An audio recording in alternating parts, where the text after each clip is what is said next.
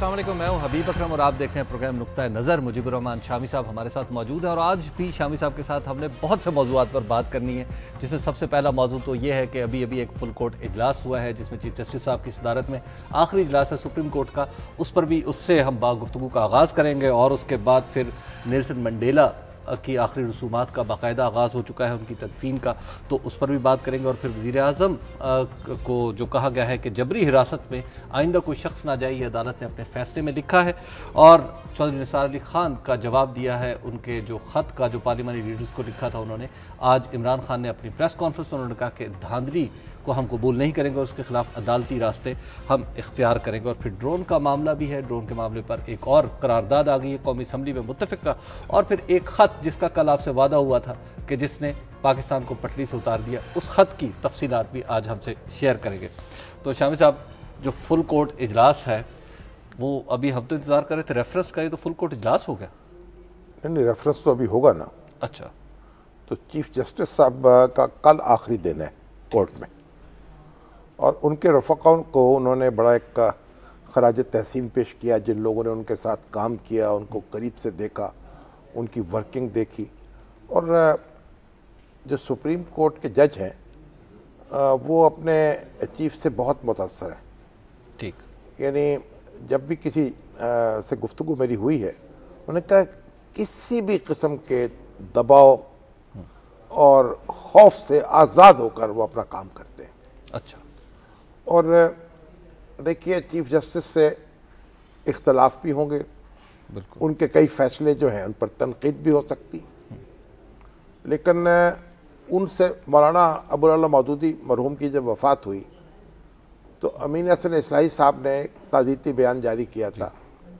उसमें कहा था वो एक ऐसे शख्स थे जिनसे इख्तलाफ पर भी फ़ख्र किया जा सकता था।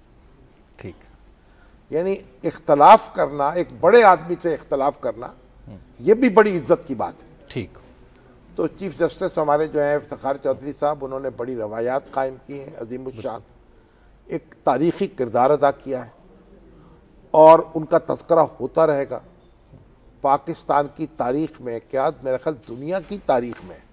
ठीक, वो एक बुलंद मुकाम पर होंगे और आने वाली नस्लें भी उनसे इस्तिफ़ादा करेंगी और जो गुजरे हुए दिन हैं वो भी उनके बारे में शहादत देते रहेंगे। तो जस्टिस साकिब निसार ने उन्होंने कहा आप तेंदुलकर हैं सुप्रीम कोर्ट के। हाँ, तेंदुलकर कह लीजिए, आप कुछ कह लीजिए, ये तो एक मामूली चीज़ मालूम होती है। ठीक है, वो अपने फील्ड के बहुत बड़े आदमी और ये अपने फील्ड के बहुत बड़े आदमी। देखिए, ये लोग वो होते हैं जो अहद साज होते हैं। ठीक, उन्होंने एक रुख मुतय्यन किया हमारी जुडिशरी का, उनके बारे में तफसील से हम गुफ्तगू करेंगे, अभी कल भी परसों भी। लेकिन एक बात मैं आपसे अर्ज़ करूं, सबसे मुझे जो ज़्यादा अफसोस हुआ है वो हमारी जो सुप्रीम कोर्ट बार है ना, उसके जो सदर है कामरान मुर्तज़ा, उनकी गुफ्तगू सुन के हुआ है। कितने छोटे लोग हैं, किन मुकामात पे और किन मनासिब पर आ गए हैं। ये तारीख के कूड़ेदान की नज़र हो जाएंगे। अच्छा, इनका कोई नाम लेवर नहीं होगा। जो मामूली बातों पर कि हमारे जो जुलूस निकालने गए थे वकला, उन पर जो उसका नोटिस नहीं लिया, वो जुलूस निकालने क्यों गए थे वहाँ। और फिर बड़ी, आप देखिए किस कदर अजीब मामला है कि ये जो सुप्रीम कोर्ट बार है उन वकला के कॉज की हिमायत नहीं कर रही। ठीक, ये नहीं कह रही कि बेंच कायम किए जाए उनके मुतालबे के मुताबिक जी, लेकिन उनकी जो है वो जिंदा लाशें उठा के जो है वो उसका वावेला कर रही है। बिल्कुल, तो बहरहाल कोई उनको खुदा हाफिज कहे ना कहे, कोई रेफरेंस दे ना दे, उनका अपना मुकाम अपना रहेगा। और जो लोग आज जो वकील जो हैं और वकीलों के नाम नहाद लीडर ये रेफरेंस देने से इनकारी हैं, उनको इस हरकत पर शर्मिंदगी महसूस होती रहेगी और वो तारीख से अपना मुंह छुपाते रहेंगे और छुपा नहीं पाएंगे। शाम साहब, इसके ऊपर जैसे आपने कहा गुफ्तगू तो होती रहेगी। देखिए, अब नेल्सन मंडेला, जी, नेल्सन मंडेला, जी बिल्कुल। अब नेल्सन मंडेला की आखिरी रसूमात अदा हो रही हैं, उसमें दुनिया से एक 100 के करीब जो है आलमी लीडर आए हैं वहाँ। सदर बाराक ओबामा आ गए हैं, हमारे सदर ममनून हुसैन वहाँ गए हैं, और अमेरिका के तो देखिए जॉर्ज बुश साबिक सदर 1, जिमी कार्टर नंबर 2 और क्लिंटन नंबर 3, ये सारे 4 सदूर जो अमेरिका के, और बल्कि हिलरी क्लिंटन भी वहाँ हैं। तो किसी ने कहा कि जाने वाले, रहने वाले और आने वाले यानी मुस्तकबिल का सदर कहा उनको, सारे खराज अकीदत पेश करने के लिए जमा है और पूरी दुनिया में उनका नाम गूंज रहा है। और वो उन्होंने जिस तरह ज़िंदगी गुजारी और जो कुछ दे गए लोगों को, आलम इंसानियत को और दुनिया को, वो भी याद रखा जाएगा। नेल्सन मंडेला जो हैं, उनका देखिए 5 साल पहले तक तो अमेरिका की जो दहशत गर्दों की फहरिस्त है उनमें नाम दर्ज था उनका उस फहरिस्त। अच्छा, नेल्सन मंडेला साहब? हाँ जी, क्योंकि उनको दहशतगर्द समझा जाता था और वो फहरिस्त नाम उतारा ही नहीं किसी ने, तो 5 साल पहले की उतरा। लेकिन बहरहाल अब जो हमारे ओबामा हैं वो भी ब्लैक प्रेसिडेंट है पहले अमेरिका के, और ये भी पहले ब्लैक प्रेसिडेंट थे जनूबी अफ्रीका के, और दोनों की ज़िंदगी में बड़ी एक स्ट्रगल है। लेकिन जिस तरह तारीख को उन्होंने बदला है और जिस तरह मिसाल कायम की है नेल्सन मंडेला ने, उस तरह ओबामा साहब की तो शख्सियत आप वहाँ खड़ी नहीं कर सकते। लेकिन बहरहाल वो उनसे बहुत मुतासर है और उनके पर्सनल हीरो हैं वो। और हर शख्स जो रंग, नस्ल, मज़हब, इनके इम्तियाज़ात पर यकीन नहीं रखता, ज़ुबान के इन पर इम्तियाज़ात पे यकीन नहीं रखता, उसके हीरो है नेल्सन मंडेला। मंडेला पाकिस्तान भी तो आए थे एक बार। हाँ, मैं खाया जी, एक बार पाकिस्तान। अच्छा, शामी साहब, ये एक दिलचस्प चीज नजर आई कि लोग खुश हैं, यानी खुशी का इजहार नाच गा रहे हैं। ये 95 साल की उम्र पाई, हाँ, और भरपूर इनिंग्स खेली, ठीक, और एक इसलिए उनके जश्न का समा है, जश्न का उनको खुदा हाफिज कहा जा रहा है, पूरे जोशो खरोश से मातम नहीं किया जा रहा। हाँ, क्योंकि उन्होंने देखिए जनूबी अफ्रीका को, उनकी जिंदगी क्या है। एक वो कानूनदान थे, 27 साल जेल काटी, और जो गोरी हुकूमत थी वहां की अकलियत, जिसने कालों का नातका बंद कर रखा था, उनके कॉन्स्टिट्यूशनल राइट्स नहीं थे और कॉन्स्टिट्यूशनली काबिज हो गई थी। वो जब जेल से निकले तो उन्होंने वो दोनों को मिला दिया और कोई इंतकाम की बात नहीं की, और माफ करो और भूल जाओ, बस लोग उनका एतराफ करते जाओ और माफी लेते जाओ।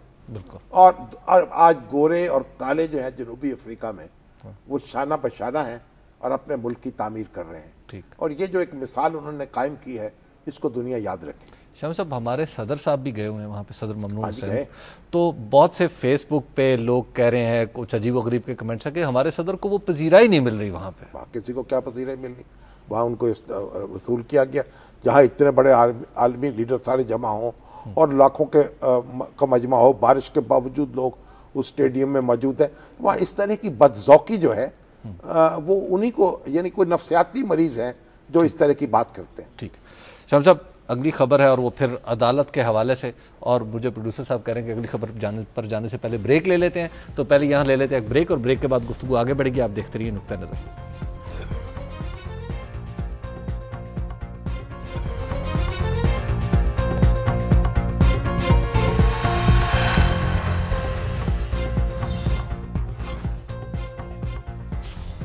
नुक्ता नज़र में एक बार फिर खुश आमदीद। शामी साहब, आज वो फैसला भी आ गया जो मलाकंड के लापता अफराद का, और उन्होंने कहा है, शामी साहब मुझे वो कहते हैं पुलिस के अलावा किसी को ये हक ही हासिल नहीं है। बिल्कुल हक हासिल नहीं है कि वो बंदों को गिरफ्तार, कानून के मुताबिक सिर्फ पुलिस इन बंदों को गिरफ्तार कर सकती है।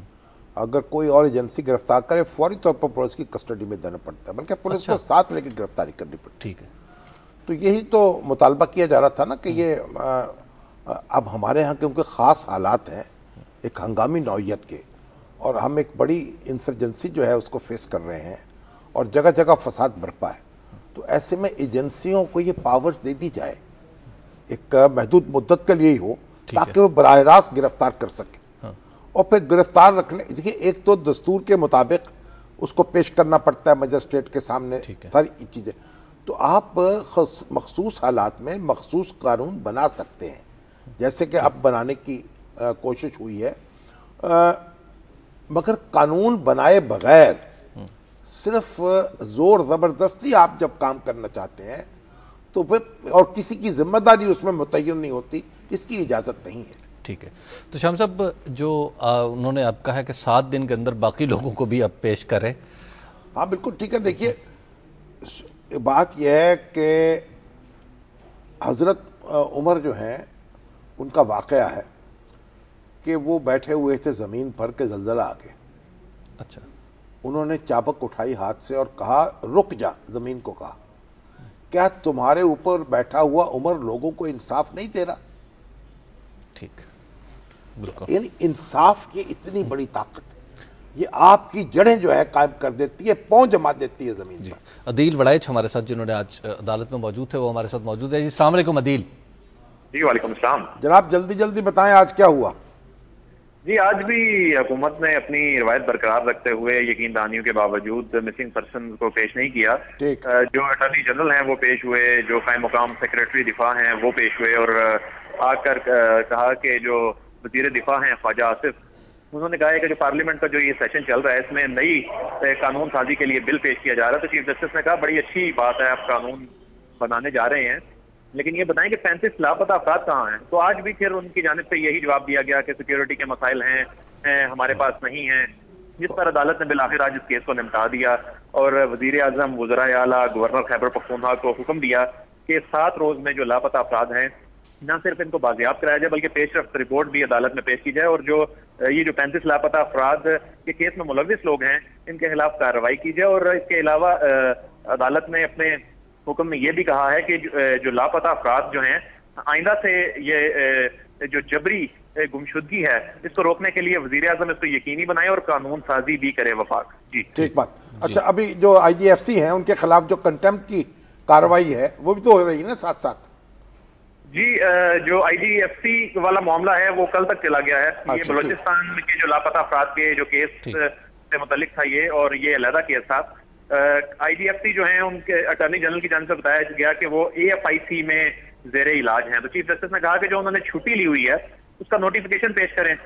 تو وہ نوٹیفیکیشن عدالت میں پیش نہ کیا جا سکا اور بتایا گیا وزارت داخلہ کی جانب سے کہ وہ زبانی چھٹی پر تھے. تو جس پر اٹارنی جنرل اور سیکرٹری داخلہ کو ہدایت کی گئی ہے کہ کل اے ایف آئی سی سے جو ان کا طبی سرٹیفکیٹ ہے عدالت میں پیش کیا جائے اور یہ کمانڈ جس نے سنبھالی ہے ان کے بعد ان کا نوٹیفیکیشن پیش کیا جائے اور آئی جی جو ڈپٹی آئی جی ایف سی ہیں کل صبح 10 بجے وہ عدالت میں پیش ہوں. یہ کیس جو ہے وہ جو مالاکنڈ والے 35 لاپتہ افراد ہیں ان سے علیحدہ تھا، جبکہ یہ کیس جو ہے کل اس کی سماعت دوبارہ ہوگی. جی جی دیکھیے چیف جسٹس تو آخری گیند تک کھیلیں گے اور ہو سکتا ہے آخری گیند پہ چکا مار کے جائے. اچھا یہ چھٹی جو ہوتی ہے وہ زبانی کلامی بھی ہوتی ہے. تو بہرحال اب یہ تو اس کے بڑے دورس اثرات نکلیں گے. دیکھیے کسی شخص کو بھی آپ نے اگر کسٹڈی میں رکھنا 1 مہینے کے لیے، 2 مہینے کے لیے، 4 مہینے قانون بنائیے. ٹھیک. اور ایمرجنسی میں جہاں ایک ہنگامی حالات ہو وہاں اس طرح کے قانون بن سکتے ہیں. فنڈامنٹل رائٹس جو ہے وہ معطل ہو سکتے ہیں. اور آج تو ان کا دن بھی ہے ویسے. ہاں آج تو فنڈامنٹل رائٹس کا دن ہے، عالمی سطح پہ منایا جا رہا ہے اور یہ 1950 سے یو این او کے زیر اہتمام منایا جاتا ہے. اور ہمیں بھی دیکھنا چاہیے، ہم دن تو مناتے ہیں لیکن عملاً بھی ہمارے ملک میں تو نہ کسی کی جان کا تحفظ ہے، نہ مال کا تحفظ ہے، نہ عزت کا تحفظ ہے.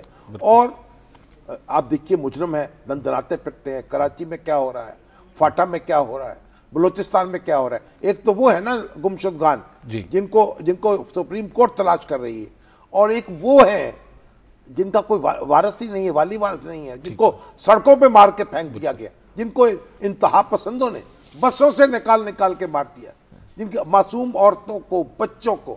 یہ ان کے ہاتھ جو ہیں ان لوگوں کے خون سے رنگے ہوئے ہیں. اور یہ ان کی بھی سرکوبی کرنا کس کی ذمہ داری ہے؟ یہ ذمہ داری ہے حکومت کی، اداروں کی، قانون نافذ کرنے والوں کی. وہ صرف زبانی جمع خرچ سے اپنے آپ کو بری ذمہ نہیں کر سکتے. شامی صاحب یہ کہہ رہے ہیں، فیصلہ کہہ رہے ہیں کہ وزیر اعظم، گورنر خیبر پختونخوا اور وزیر اعلیٰ یہ ایک نئی تلوار تو نہیں لٹک گئی؟ تلوار تو لٹکے گی. تلوار تو یہ ہے کہ آپ حکومت کر رہے ہیں، ذمہ دار ہیں اس ملک کے، تو آپ ذمہ داری پوری بھی کریں اور پتہ لگائیں اس کا، اور قانون بدلے نا، قانون بنائیں. کیوں اس طرح کی وائلیشن ہو رہی ہے؟ شاہ صاحب اگلی خبر اور وہ ہے، نہیں ایک بات تو یہ بتائیے کہ اس وقت تو اب گیس جو ہے وہ تقریباً بند ہو رہی ہے. سارے کارخانوں کو بند کر دی، فیصل آباد میں خاصی سی این جی اسٹیشنز بند کر دیے گئے. پنجاب میں تو ایک کورام مچا ہو گیا، فیصل آباد کے اندر ہنگامہ ہو رہا ہے. اگرچہ کہ اس وقت یہ جو گیس کے کنیکشن جب دیے جاتے ہیں نا ان میں لکھ دیا جاتا ہے کہ 3 مہینے جو سردی کے ہیں اس میں گیس کی فراہمی یقینی نہیں ہے جی تو کوئی یہ بات تو اس کنیکشن کی دستاویز میں لکھی ہوتی. بالکل ٹھیک. اب اس کی ایک گیس ہے نہیں, ہنگامہ بھی ہو رہا ہے مزدور. اب اس کا آلٹرنیٹ یہ ہے کہ یا تو یہ چلائیں ڈیزل سے اور یا ان کو بجلی فراہم کی جائے, ٹھیک, انرجی, اور اگر انتظام کر لیتے کہ کوئلے کا تو اس سے بھی چلائے جا سکتے تھے کارخانے. اچھا. اب ایک بات, دوسری بات یہ کہ جو گھریلو صارفین ہے نا جی ان کو تو انہوں گیس دینے کا کہہ دیا, لیکن صنعتوں کو بند کر دیا. گھریلو صارفین کی بھی راشننگ کر دیں. یہ گیزر جو ہے خاص طور پر یہ بہت گیس ضائع کرتے ہیں. ہمارے چولہے ایسے ہیں جو بہت گیس ضائع کرتے ہیں. ان کی کوئی ٹیکنیکل امپروومنٹ کی کوئی سوچی نہیں گئی. پیپکو نے کہا ان کو اپنے گیس والوں کو کہ ہم اس کے اندر ایک آلات لگا دیتے ہیں جس سے کنزمپشن کم ہو جائے گی, لیکن کسی نے نوٹس نہیں لیا. اب حکومت کو چاہیے کہ صنعتوں کو بھی نظر انداز نہ کرے اور گھریلو صارفین جو ہیں ان کی راشننگ کر دی جائے. صبح گیس آ جائے, دوپہر کو آ جائے, شام کو آ جائے, 2 گھنٹے کے لیے, تاکہ کھانا پک جائے. سارے لوگ بانٹ کر تقسیم کر کے یہ قلت جو ہے اس کا سامنا کریں. شامی صاحب ایک بریک کا وقت آ گیا, بریک کے بعد ہم دوبارہ آپ کی خدمت میں حاضر ہوتے ہیں. آپ دیکھتے رہیے نقطہ نظر.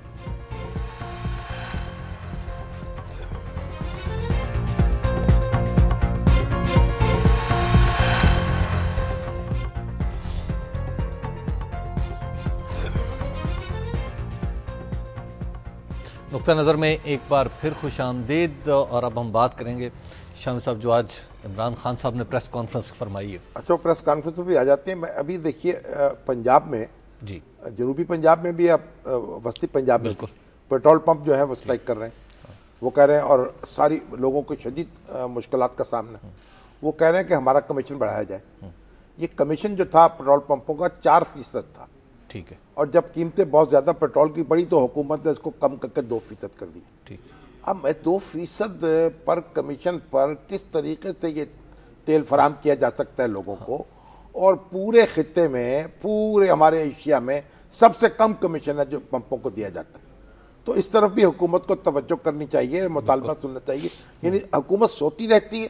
ہم تو پیپلز پارٹی کی حکومت کو روکتے تھے, معلوم ہوا یہ جو ہماری مسلم لیگ نون والی حکومت آئی ہے اس پہ بھی پتہ نہیں ان کرسیوں پر ان کے اثرات ہیں. وہی جراثیم چھوڑ گئے ہیں کوئی جو ان کو بھی زد میں لے رہے ہیں. ان کو بھی کارروائی کرنی چاہیے. اب دیکھیے عمران خان صاحب نے کہا ہے کہ جو انہوں نے 4 حلقوں میں مطالبہ کیا تھا کہ گنتی دوبارہ کی جائے اور انگوٹھے کو سکین کر لیا جائے, وہ مطالبہ الیکشن ٹریبونل تو شاید کچھ منظور کر لیا. پھر اس کے بعد جو لوگ تھے وہ چلے گئے ہائی کورٹ میں, وہاں سے اسٹے لے لیے. اب یہ ہائی کورٹس کے عام طور پر تو الیکشن کے معاملات میں عدالتوں کو اس طریقے سے مداخلت کرنی نہیں چاہیے. لیکن بہرحال اگر یہ اسٹے مل گیا ہے, عدالت کی اپنی کارروائی ہے, ہم اس میں گستاخی نہیں کر سکتے. اس کو جلد از جلد معاملات کو نپٹایا جائے, اور اگر یہ سکین ہونا ہے تو جلدی ہو جائے. اس میں الجھن کی کیا بات ہے. اور عمران خان صاحب یہ کہہ رہے ہیں کہ یہ جو بلدیاتی الیکشن ہے یہ بھی منصفانہ نہیں ہوں گے. ان کا دعویٰ یہ ہے کہ وہ خیبر پی کے میں بایو میٹرک سسٹم لے کے آ رہے ہیں. وہاں تو جناب انگوٹھا جو ہے وہ لگے گا اور فوراً کاؤنٹنگ بھی گھنٹے 1.5 گھنٹے میں ہو جائے گی, جیسے انڈیا میں تجربہ ہو رہا ہے. تو ہمیں سبق سیکھنا چاہیے. ہم کیوں ایک کولو کے بیل بن گئے ہیں, وہی غلطیاں جو ماضی میں کر چکے ہیں انہی کو دہراتے چلے جاتے ہیں. اس سے گریز کرنا چاہیے. لیکن شاہم صاحب وہ تو کہہ رہے ہیں کہ چودھری نثار کا جو خط ہے وہ تو گویا کہ اعتراف ہے. جو تو جی نثار صاحب کا خط جو انہوں نے لکھا, میں تو سمجھنے سے قاصر ہوں کیوں لکھا ہے. بہرحال اب چودھری نثار صاحب جانے اور عمران خان صاحب جانے, مجھ سے تو پوچھ کے تو لکھا نہیں. ویسے یہ جانیں گے, پرانے جانتے ایک دوسرے کو, ایک ہی کالج کے پڑھے ہوئے ہیں, کرکٹ کھیلتے رہے اکٹھے, اور دوستی بھی بڑی ہے ماشاءاللہ, اور پارا ایک گھورتے بھی ایک دوسرے کو خوب ہے. ٹھیک ہے. اور اب بھی سیاست میں ایک بالنگ کرا رہا ہے, دوسرا بیٹنگ کر رہا ہے. شاہم صاحب ڈرون حملوں کے خلاف ایک اور قرارداد, ریزولوشن آ گیا ہے. قومی اسمبلی کا متفقہ JUI کی ایک رکن ہے, انہوں نے پرائیویٹ ممبرز ڈے پر یہ پیش کیا اور پورے ہاؤس نے اس کو منظور کر لیا. عبد القادر جو تھے بیچارے بلوچ, وہ چیختے رہ گئے, کبھی غور کر لو, دیکھ لو, سوچ لو, گویا روک لو, لیکن سب نے پاس کر دیا. اور نواز شریف صاحب نے نیٹو کے جو سفیر ہیں, یورپ کے سفیر یورپین ممالک کے, ان کو بھی کہا ہے کہ بھئی یہ ڈرون حملے جو ہیں وہ ہمارے لیے مشکل کا باعث بن رہے ہیں, اس کو روکا جائے. اب میرا خیال امریکہ کو, نیٹو ممالک کو اس پہ غور کرنا چاہیے. اتنا کنسنسس پاکستان میں ہوا ہے تو ہماری بھی تو کوئی تھوڑی بہت خود ہی تو ہونی چاہیے نا, اس کی طرف بھی توجہ دی جائے. لیکن شامی صاحب ہمارے پاس اب ایسا کون سا لیور ہے, کیونکہ وہ تو کہہ رہے ہیں کہ ہم تو آپ کی امداد بھی روک دیں گے. بھئی اب وہ تو امداد جب رکے گی دیکھی جائے گی کیا ہوگا, جہاں سیر وہاں سوا سیر. آپ کو پہلے کون سا کوئی گھر میں جناب آبشاریں دودھ اور نہر کی بہ رہی ہیں, تو یہ اب تو پہلے بھی 108 روپے کا ڈالر ہوا ہے, اب ہمارے لیڈروں کو نہیں پریشانی, تو 125 کا ہو جائے گا, 20 کا ہو جائے گا. یہ لیڈر حضرات جو قائدین ہیں ہمارے, ان کو اس بات پر بھی غور کرنا چاہیے نا, بیٹھ کر کٹھے بیٹھیں, ایک لائحہ عمل بنائیں, اکانومی کی خبر بھی لیں اور ڈرونز کی خبر بھی لیں, اور جس چاہیں عوام کی خبر نہ لے ملا کر. شامی صاحب کل کے پروگرام میں ایک خط کا ذکر کیا تھا. خط یہ ہے, اصل میں خط ہے وہ جناب جو اسکندر مرزا نے لکھا تھا فیروز قانون کو, اور 7 اکتوبر 1958 کو. اچھا. مائی ڈیئر سر فیروز, اس کا ترجمہ ہے, وہ خود فیروز قانون صاحب کی اپنی کتاب میں ہے. اچھا. میں بڑے غور و فکر کے بعد اس نتیجے پہ پہنچا ہوں کہ اس ملک میں استحکام اس وقت تک پیدا نہیں ہوگا جب تک اس کی ذمہ داری میں خود نہ سنبھال لوں, ٹھیک, اور انتظامیہ کو اپنے ہاتھ میں نہ لے لوں. 23 مارچ 1956 کا آئین نہ صرف یہ کہ ناقابل عمل ہے, ٹھیک ہے, یہ عمل کیا بھئی, 56 کا آئین, اس سے ایک الیکشن نہیں ہوا اس کے اندر, بلکہ پاکستان کی سالمیت اور اس کے استحکام کے لیے بھی خطرناک ہے. اگر ہم اس کے مطابق عمل کرنے کی کوشش کرتے رہے تو بالآخر ہمیں پاکستان سے ہاتھ دھونا پڑیں گے. اچھا. لہذا مملکت کے سربراہ کی حیثیت سے میں نے فیصلہ کیا ہے کہ آئین منسوخ کر دوں, تمام اختیارات خود سنبھال لوں, مرکزی پارلیمنٹ اور مرکزی اور صوبائی کابینہ توڑ دوں. مجھے صرف اتنا افسوس ہے کہ یہ فیصلہ کن انقلابی قدم مجھے آپ کی وزارت عظمیٰ کے زمانے میں کرنا پڑ رہا ہے. ٹھیک. جس وقت آپ کو یہ خط ملے گا ماشاءاللہ نافذ ہو چکا ہوگا, اور جنرل ایوب جنہیں میں نے ماشاءاللہ کا ناظم اعلیٰ مقرر کیا ہے اپنے اختیارات سنبھال چکے ہوں گے. زبردست. آپ کے لیے ذاتی طور پر میرے دل میں بڑا احترام ہے, اور آپ کی ذاتی خوشی اور فلاح کے لیے جو کچھ بھی ضروری ہوا میں کروں گا. آپ کا مخلص سکندر مرزا. واہ. یہ خط ہے ہماری تاریخ کا پہلا ماشاءاللہ لگا ہے. اس کے بعد مشرف صاحب کی ایمرجنسی کو دیکھ لیجئے آپ, جو کیڑا یہ انہوں نے چھوڑا ہے نا اپنی وراثت میں سکندر مرزا نے, وہ آج تک نہیں نکلا. ٹھیک بات. یہ تو سویلین تھے نا, فوج کے ساتھ مل کر یہ حرکت انہوں نے کی, اب تو فوج خود مختار ہو چکی ہے اس میں. بالکل. تو اب ہمیں اس سارے معاملے کو ختم کرنا ہے, اور فوج اپنا کام کرے اور ہم اپنا کام کریں. ختم کر لیں گے. اب پرویز مشرف صاحب کے ساتھ نبٹ کے کوشش تو ہو رہی ہے کہ یہ کام کر لیا جائے, اس کو روک دیا جائے. کیونکہ دیکھیے چیف مارشل ایڈمنسٹریٹر بنتے جب ہمارے کمانڈر ان چیف, ان کو فوج نے یہ اختیار کہاں دیا ہوتا ہے, وہ تو اپنے ڈسپلن کا ناجائز فائدہ اٹھاتے ہیں, اور پھر یہ ملک کو بچانے کے لیے مائکلہ لگا رہے تھے نا. بالکل. اس کے بعد ملک کا حشر کیا ہوا. جی. یعنی آپ غور کر لیں, پاکستان کے جو پاکستان کے منتخب نمائندے ہیں, انہوں نے جو دستاویز بنائی ہے 9 سال کی محنت کے بعد اس کو بیک جنبش قلم منسوخ کر دیا.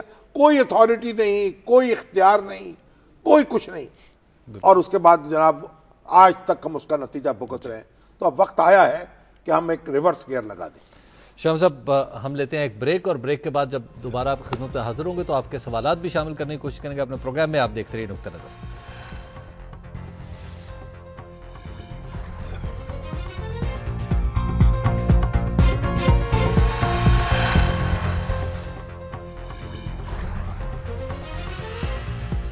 نقطہ نظر میں ایک بار پھر خوش آمدید. شامی صاحب, شمس الرحمان صاحب پہ ہم نے کل بات کرنی تھی, اور جی اس پہ بھی کرتے ہیں.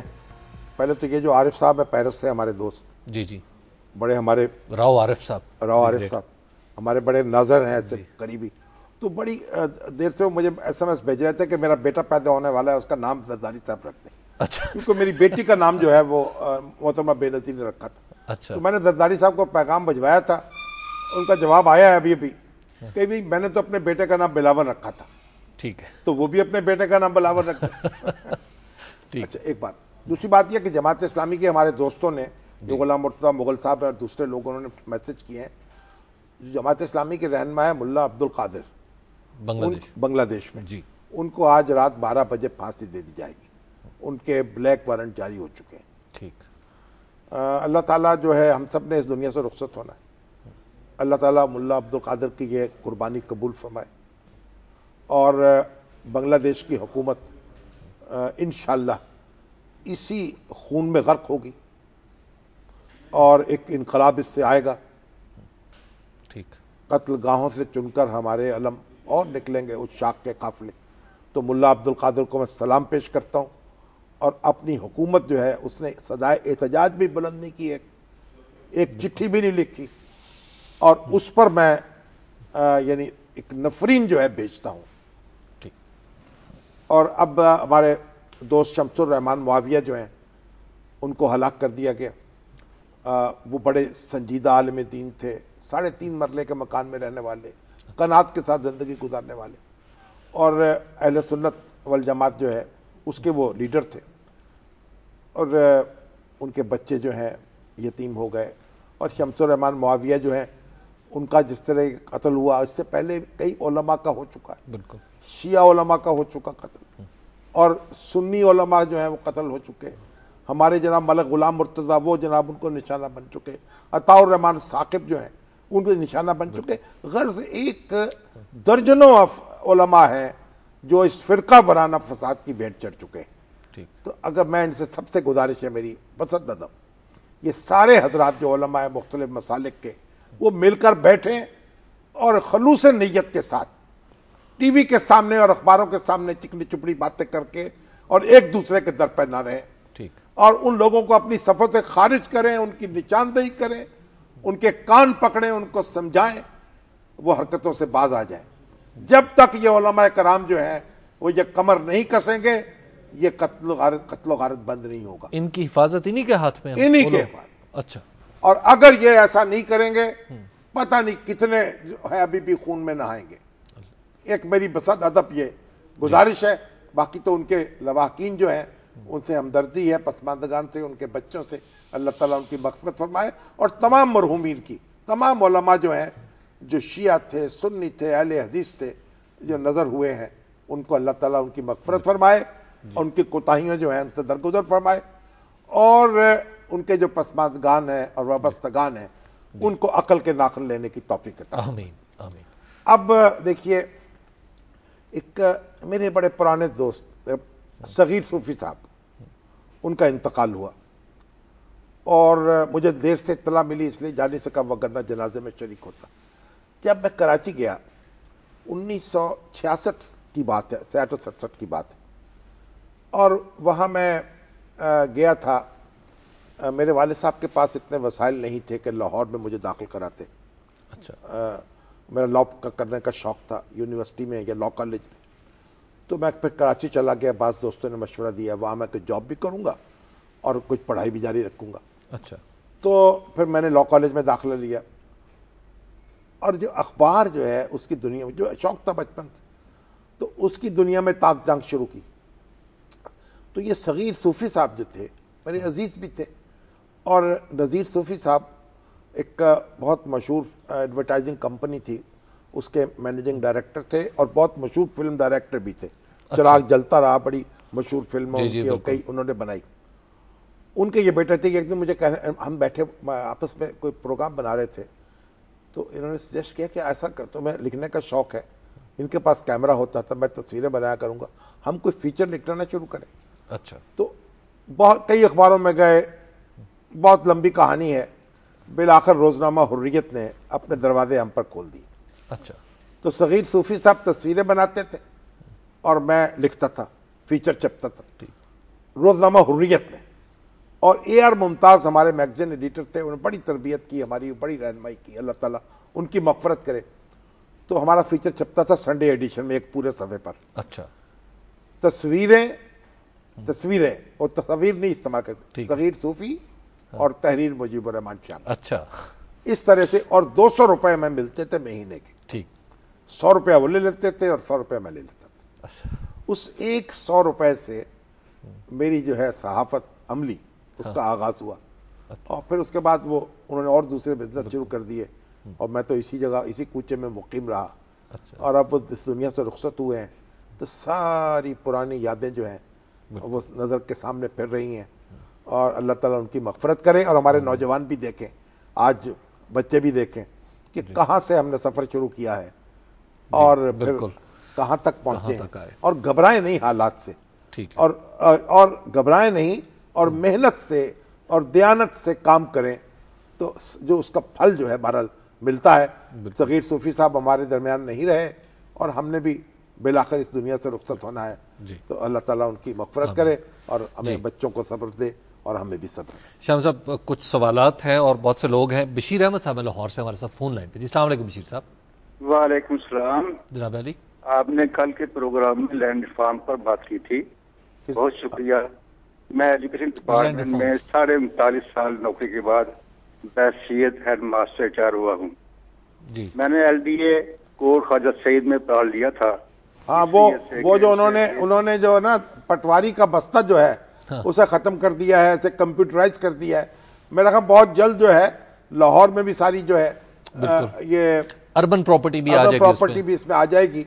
हाँ। और इस लोगों को बहुत सहूलत हो जाएगी, लेकिन कुछ अरसे के लिए उन्हें पटवारियों को भुगतना पड़ेगा, इंतजार करना पड़ेगा थोड़ा सा। जी शाम साहब, ये है जी ये मुनीर असलम साहब हैं और ये गालिबन PIA में काम करते हैं और ये लाहौर से ही हैं। ये कह रहे हैं शाम साहब, PIA की प्राइवेटाइजेशन को कि रोकना और इसकी मुखालफत को रोकना जो है, क्या इस वक्त पाकिस्तान के लिए ज़रूरी नहीं है कि PIA जैसा अहम असासा हम गैरों के हाथों में दे दें? सारे असासे जो हैं बर्बाद कर दिए गए, हर जगह खसारा है, और हुकूमतें जो हैं उन्होंने जो कुछ इसमें किया है, मुख्तलिफ हुकूमतों ने जितने लोग भर्ती किए हैं, जो PIA का हशर किया है, हर अदारा जो सरकारी तहवील में है उसको बर्बाद कर दिया। तो अगर इसको चलाया जा सकता है या नहीं चलाया जा सकता, ये ठंडे दिल से गौर करना पड़ेगा।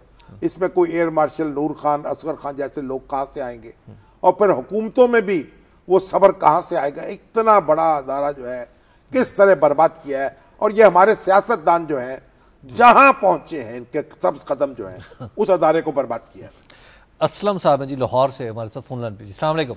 जी वालेकुम सलाम। शामी साहब। हाँ जी सर, मैं ये जानना चाहता हूँ कि हमने जब से वो संभाली है और आप बुजुर्गों से भी और अपने हुक्मरानों से भी ये सुना है कि पाकिस्तान मादनियात से माला माल मुल्क है, जहाँ मादनियात से माला माल जो ममालिक हैं, क्या उनकी रियाया, उनमें बसने वाले लोग, उनके शहरी, उनके देहाती क्या इस बदहाली का शिकार है? बदहाली का पहले तो आपने सुने, आपने जो कुछ सुना है मेरा ख्याल उसमें कुछ मुबालगा भी है।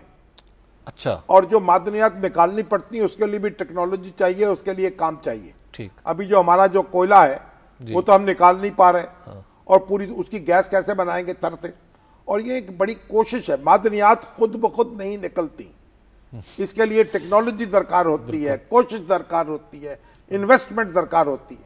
और पाकिस्तान के वसाइल के मामले में भी हमारे कुछ मुबालगे ज्यादा हैं, और जो गैस हमने निकाली है उसको किस बेदर्दी से खर्च किया है ये भी देखिए। ठीक है शाम साहब, ये कुछ लोगों ने शिकायत की है, कोई खवातीन है, क्या है, बुशरा है और कुछ और है, वो कह रही जी ये खुले तेल का क्या मसला बना हुआ है, कई दुकानें जो हैं उस पर पाबंदी लग रही है। यार ये जो मुझे आज फोन आता रहा, हमारा वहीद साहब जो है सवेरा की वाले, अच्छा, और वो अकबरी मंडी से भी कुछ दुकानें जो है कि खुला तेल, ये एडिबल ऑयल जो खाने का तेल अच्छा, है, वो खुला बिक रहा था। अब वो खुला ही बिकता है, अगर उसकी पैकिंग करें तो महंगा हो जाता है। और ये जो हमारे कोई डायरेक्टर आ गए हेल्थ के, वो छापे मार रहे हैं, दुकानें सील कर रहे हैं, लोगों को पकड़ रहे हैं। तो मैंने हमारे जो वजीर खुराक थे बिलाल यासीन, उनको कहा था भाई इसको चेक करो और देखो, अगर आप चाहते हैं कि खुला तेल ना बिके उसका बाकायदा ऐलान करें, नोटिस दें, लोगों को मोहलत दें। और उससे महंगा हो जाएगा तेल और गरीबों की और मुश्किल हो जाएगी। तो अगर कोई इसलिए इस पे तवज्जो करें, अजीजम बिलाल यासीन साहब फौरी तौर पर इसका नोटिस लें। चलो, हमारे प्रोग्राम का वक्त खत्म हो गया है। कल फिर हम अपने नाज़रीन की खिदमत में हाजिर होंगे यहीं से, और इसी वक्त हमें दीजिए इजाज़त। अल्लाह ने के बाद।